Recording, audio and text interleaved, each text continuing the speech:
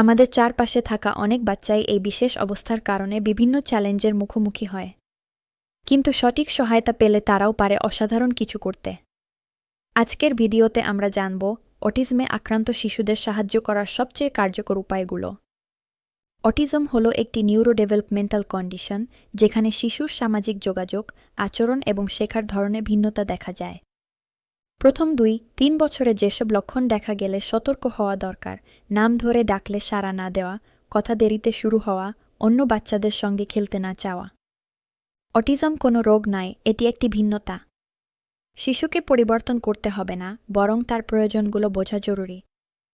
নিয়মিত থেরাপি শুরু করুন। অ্যাপ্লাই বিহেভিয়ার থেরাপি আচরণ শেখাতে সাহায্য করে। স্পিচ থেরাপি কথা বলা ও যোগাযোগ দক্ষতা বাড়ায়। অকুপেশনাল থেরাপি দৈনন্দিন কাজ শেখাতে সাহায্য করে। অনেক শিশু শব্দ, আলো, স্পর্শে অতিরিক্ত সংবেদনশীল।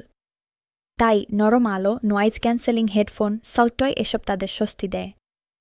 শিশু ধীরে ধীরে শিখবে। রাগ বা চাপ দিলে কোনো লাভ হবে না। প্রতিটি ছোট অগ্রগতিকে সেলিব্রেট করুন। ধন্যবাদ।